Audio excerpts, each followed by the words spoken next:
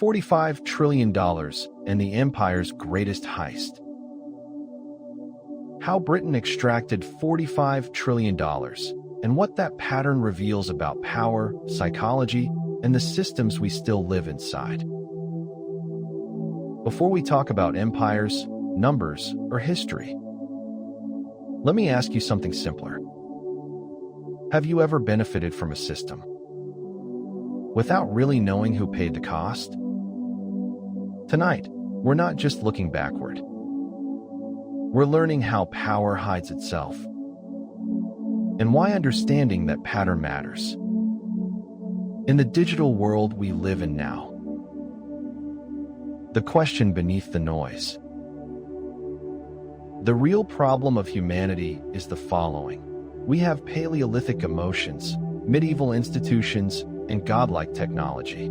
E. O. Wilson. Within the first few seconds, I want to tell you what this story is really about. This is not only a story about Britain. It is not only a story about India. And it is not only a story about the past. This is a story about systems, how they extract value, how they justify themselves, and how ordinary human beings become gears inside them without ever being asked for consent. As I speak, imagine a quiet question forming in your mind. How do powerful systems take without looking like theft? Because once you understand that pattern, you start seeing it everywhere. In empires, in corporations, in algorithms, and even in the apps glowing softly in your pocket right now. This is Decode Code. And tonight, we are decoding the algorithm of empire. When extraction wears the mask of order. Every act of civilization is also an act of barbarism. Walter Benjamin. When Britain arrived in India, India controlled roughly 23% of the global economy. When Britain left, that share had fallen below 4%. This collapse did not happen by accident. It happened through something chillingly familiar to modern minds: systematic extraction disguised as efficiency. Taxes flowed one way. Raw materials flowed one way. Profits flowed one way. India was not governed to thrive. It was governed to feed a machine elsewhere. In today's language, we might call this value transfer. In yesterday's language, it was called civilization. The most powerful systems rarely announce exploitation. They normalize it. The Deindustrialization Code. The Industrial Revolution did not begin with machines. It began with incentives. Economic historian insight. India was once a global manufacturing power. Its handloom weavers produced textiles so fine they were described as woven air. Then the algorithm changed.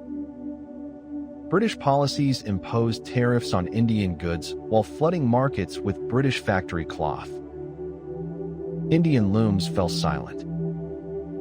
Skills passed down for centuries vanished in a generation. This was not chaos, it was design disruption. In modern terms, this would look like a platform changing its rules overnight, wiping out creators who depended on it. The lesson is simple and uncomfortable. Control the rules, and you control reality. Famines without droughts. Hunger is not caused by lack of food, but by lack of access. Amartya Sun. Between 15 and 29 million Indians died in British-era famines. These were not caused by natural scarcity. Food existed. Grain was exported. Policy decided who ate and who didn't. During the Bengal famine of 1943, food was deliberately diverted away from civilians. People starved while warehouses remained guarded. This is what happens when efficiency loses empathy. In the digital age, we see echoes of this logic. Attention is extracted, burnout is normalized, and human cost becomes an acceptable externality. Financing power with invisible labor. What we call economic growth often depends on what we refuse to see. Joseph Stiglitz. Britain's industrial rise was not self-generated. Economists estimate that the equivalent of $45 trillion was extracted from India over 2 centuries, through taxes, forced trade imbalances, unpaid debts, and manipulated exchange systems. India paid for Britain's railways. India financed Britain's wars. India underwrote Britain's global dominance. The cruel elegance of the system was this: the oppressed funded their own oppression. If that sounds familiar, it should. The psychology of moral justification.